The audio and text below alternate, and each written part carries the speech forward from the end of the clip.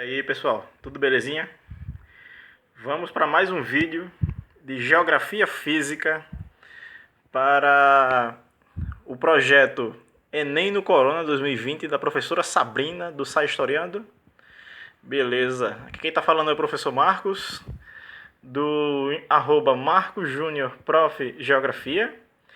E vamos entender um pouco da dinâmica atmosférica para tentar compreender essa tal de nuvem Godzilla que nas últimas semanas ganhou bastante mídia, não é isso? E do que está acontecendo agora no sul do Brasil, o ciclone bomba. São termos Godzilla e bomba que geram uma certa estranheza, porém a mídia como é que eu posso dizer? A conceituação técnica, no caso do bomba, está às vezes relacionada com a proporção, com o poder que esses fenômenos ganham, vamos dizer assim, né? E para entender ambos os fenômenos, vamos compreender esse carinha aqui, ó, o vento. Elemento físico terrestre extremamente precioso, valioso e importante na formação de relevos e na própria, vamos dizer assim, na própria homeostase do planeta Terra, né? Nessa questão da sobrevivência das espécies. O vento ele é bastante importante. Vamos iniciar pela nuvem Godzilla, a nossa explicação, porque ela foi, vamos dizer assim, o fenômeno que aconteceu, acho que a semana passada, semana retrasada e semana passada. Acredito que até sexta-feira passada, essa nuvem Godzilla estava, como a gente diz aqui no Nordeste, estava com uma molesta chegando à América Central, vinda lá da África, que é uma coisa assim para os leigos assim até um pouco absurda. Como é que o vento, como é que poeira consegue vir da África chegar nas Américas? ao responsável ali, ó, o vento. Então vamos agora tentar compreender essa tal dessa nuvem Godzilla. Aí, gente, para compreender a nuvem Godzilla, a gente tem que saber primeiramente a definição de vento, que nada mais é que a movimentação do ar atmosférico de um lugar para outro. Pronto. Você colocar isso em uma prova está correto. Vento nada mais é que o movimento do ar de um ponto, seja ele o ponto A, para o ponto B. Essa movimentação, esse deslocamento de massas de ar está ligado a diferenciais de pressão. Ou seja, ele vai de um ponto de maior pressão para um ponto de menor pressão. Ou seja, o ar, como ele se comporta como gás, ele está buscando um ponto de alívio para suas moléculas, vamos dizer assim. Desculpa. E é nessa mudança aqui de uma área para outra que acontece todos aqueles fenômenos provenientes desse deslocamento do vento. Professor, agora eu quero saber, me diga aí, é verdade que o tal do Godzilla realmente existe? Bem, se ele existe ou não, isso aí a gente vai deixar para o futuro, né? Talvez nas fossas das Marianas, a gente não sei. Mas vamos para cá. Por que essa nuvem de poeira que está chegando às Américas, ou já chegou, né? Proveniente aqui do norte da África, mais precisamente dito de quem? Do Saara. Por que uma nuvem de poeira que nasce aqui consegue atravessar todo o Atlântico e afetar as populações dos países aqui do Istmo das Américas e aqui do extremo norte da América do Sul e um pouco aqui do sul da América do Norte? Simplesmente porque as proporções que a nuvem de poeira que nasce aqui no Saara e consegue chegar aqui, foi tão grande no ano de 2020 que a mídia deu esse nome de nuvem Godzilla. É uma nuvem imensa que nasce dos diferenciais de pressões, como eu falei para vocês, aqui. Porque no final do vídeo vou mostrar para vocês o Windy. É uma plataforma bastante interessante, é uma ferramenta que você pode ter acesso até pelo celular, onde você vê as movimentações em tempo real do vento na superfície terrestre e até você pode, vamos dizer assim, retirar esse zoom, ou seja, se distanciar da superfície e ver como é que está a movimentação do ar em camadas mais elevadas da atmosfera da Terra. Mas vamos aqui para a nuvem Godzilla. Aqui no Saara, a gente tem um clima desértico, muito quente, e ele está cercado de duas grandes geradoras de umidade da Terra, que é a geração de umidade no Mediterrâneo e a geração de umidade em toda essa zona central da África, que tem uma grande mata tropical, que é a mata do Congo, né? A floresta do Congo, densa, extremamente rica em seres vivos, vegetais e animais. E a pressão que essa umidade aqui geram nessa área faz com que o ar quente e rico em partículas sólidas provenientes do deserto do Saara tendam a migrar apenas em uma direção, para oeste. Vamos dizer assim, essa barreira de ar úmido e mais denso formada tanto a norte quanto a sul faz com que todo esse bolsão de ar quente do Saara migre em direção a oeste, chegando exatamente na América Central, nas ilhas aqui de todo o Mar do Caribe, chegando inclusive a nossa floresta amazônica aqui. Professor, é como o pessoal está falando, é o fim do mundo? Porque chegar uma nuvem de poeira lá da África, aqui no Brasil, não tem cabimento um negócio desse. Olha, cada um com sua crença, mas existe a resposta científica para isso. Isso acontece todos os anos. Essa migração dessa poeira do Saara, que ela nasce também através dos ventos Ramadã, que é uns ventos que migram mais ou menos nessa direção aqui, ó, no norte da África, eles fazem com que esse corredor aqui migre para cá, em direção ao oeste. Acontece todos os anos. Inclusive, se não fosse essa poeira proveniente do Saara, talvez, eu digo talvez, porque não é uma certificação científica, mas pelo menos a gente teria uma floresta amazônica diferente. Por quê?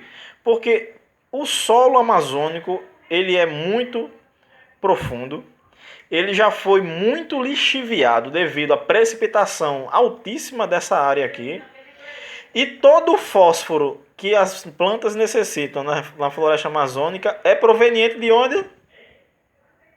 Do Saara. É essa nuvem de poeira que migra todos os anos em direção às Américas que traz todo o 90 e tantos por cento do fósforo que as plantas necessitam, provenientes do Saara. Todo o fósforo, todos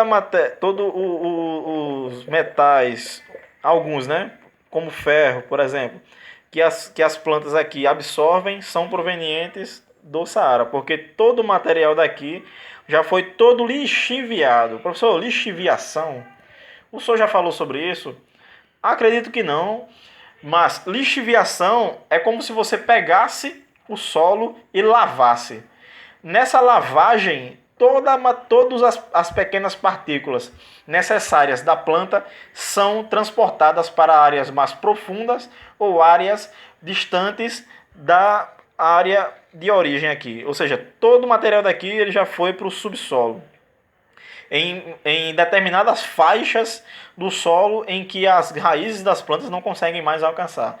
Então essa poeira da nuvem que é transportada todos os anos do Saara, que a gente tem o fósforo aqui, ó, proveniente aqui para as plantas da América. Ah, quer dizer que essa nuvem Godzilla é? Opa, show! Tem que acontecer mesmo. Tem. Mas nessas áreas aqui também tem o quê? Seres humanos. E a mesma poeira, que às vezes às vezes não, ela é benéfica para a vegetação, para o equilíbrio desse ecossistema, também é maléfica para a população dessa área aqui, ó, que recebe um ar extremamente, vamos dizer assim, extremamente prejudicial para a sua saúde, porque ele está rico ali em fósforo, em metais pesados, em micro-organismos, até bactérias que esse vento consegue, vamos dizer assim, no passar pelo Oceano Atlântico, ele consegue puxar esses micro-organismos da própria lâmina da água, aqui, eles levam até aqui. E é por isso que todos os anos as pessoas de países dessa área aqui se previnem, se cuidam e os governos se programam para receber essa grande nuvem. Em 2020 é que essa nuvem recebeu grandes proporções, porque 2020 é um ano diferenciado, né? Preciso nem dizer o porquê. 2020 entrou para a história. Então é basicamente isso, pessoal. A nuvem Godzilla recebe esse nome devido à mídia, e a mídia deu esse nome devido à grande proporção que essa nuvem de poeira que acontece todos os anos, desde que a Terra virou terra, entre aspas, vamos dizer assim, ou seja, é uma coisa muito antiga. Esses ventos eles sempre tendem a migrar para o oeste devido a essas duas barreiras aqui de umidade do Mediterrâneo e dessa região aqui da Floresta do Congo, formando apenas um corredor, que é o corredor sentido oeste, que traz essa poeira até as Américas aqui, ó, até a floresta amazônica. Quer dizer, professor, que é esse tipo de vento aqui que forma também aquele ciclone que está acontecendo aqui no sul do Brasil? Olha, o sentido é o mesmo do que eu digo assim na questão de migrar, né, de grandes bolsões de ar migrando. Mas aqui é uma dinâmica um pouco diferente, porque aqui, além dessa questão da migração, existem outros fenômenos físicos que se aplicam no vento de determinadas áreas, que fazem com que o vórtice, ou seja, essa curvatura do vento, faça com que apareçam zonas de ciclone. No wind vocês vão compreender um pouco melhor. Vamos lá? Pronto, aberto aqui, pessoal. Como vocês podem ver, no princípio da cartografia, pelo menos como é que eu posso dizer assim? É um conceito universal. Vocês, não é que sempre, né? Mas a maioria, para facilitar, vamos dizer assim, por convenção, você utiliza cores frias, como o azul, o verde, o branco, um tom de lilás, para definir coisas mais amenas. Então, vamos aqui no Wind, que é essa plataforma aqui, como eu falei para vocês. Vamos explicar um pouquinho sobre aquele ciclone que está aparecendo lá, que está agindo no sul do Brasil, né? Ó, aqui é o mapa do Brasil, vamos dizer assim. Vamos aqui para cima. Aqui, ó, Brasilzão, Suriname, Guiana, Venezuela, enfim. Aqui é quase onde eu moro. Sou potiguar aqui, com muito orgulho. Aqui é a nossa capital natal. Eu moro numa cidadezinha vizinha a Natal aqui. Mas vamos para o que importa. Vocês veem cada faixazinha dessa branca aqui, ó, vocês conseguem perceber no vídeo? Cada faixazinha dessa aí, ela está sendo monitorada por satélite no Wind e define exatamente a direção do vento nessas áreas aqui, ó. Você consegue ver aqui velocidade do vento, rajadas, chuva, trovão, temperatura e tudo, ondas, enfim. Olha como está a situação no sul do Brasil. Como eu falei para vocês, ó, cores frias, coisas mais amenas. Cores quentes como o vermelho, o roxo, o amarelo, aquele amarelo bem acentuado, define coisas mais conturbadas, vamos dizer assim, né? Uma coisa mais... atividades mais intensas. Olha como é que tá aqui, ó. Isso aqui é em tempo real, viu, pessoal? De hoje.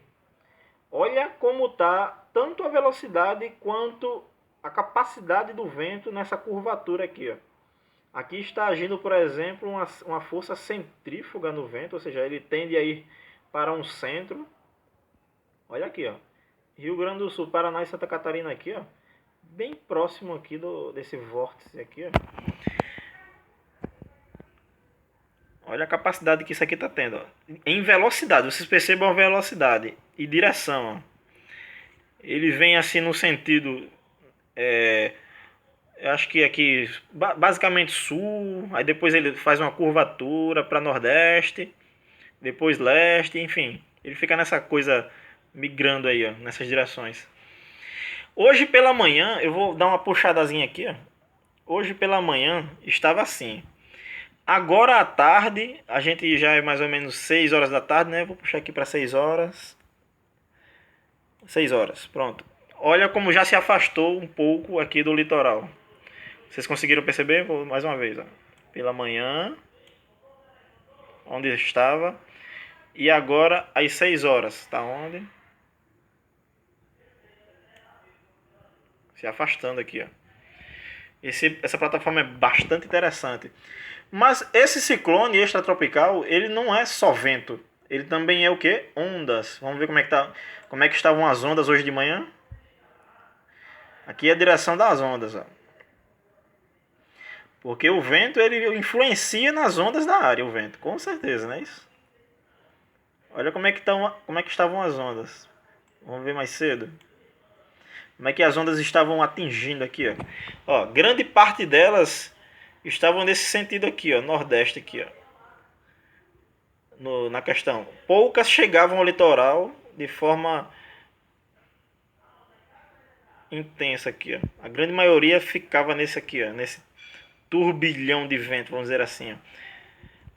Para vocês verem como a dinâmica atmosférica era bastante interessante. Eu indico bastante o Windy, ele é muito bacana mesmo. É em tempo real, nada aqui é... E ele também faz previsões de como isso aqui vai estar daqui a 24 horas, por exemplo. É muito legal. Você consegue colocar no modo satélite. Vamos ver como é que está em forma de satélite. O vento. Em satélite. Vamos lá. Vamos lá, Windy, me ajude.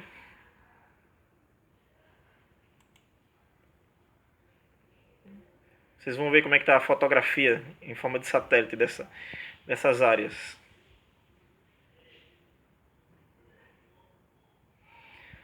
Vamos lá, Windy. Isso, show. Abriu. Olha como é que está a fotografia aqui da área aqui, ó. Das nuvens aqui,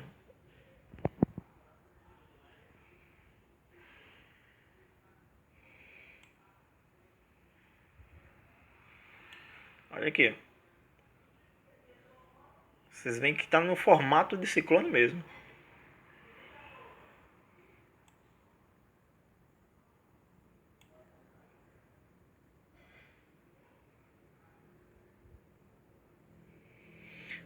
É isso que eu gostaria de mostrar para vocês hoje, pessoal.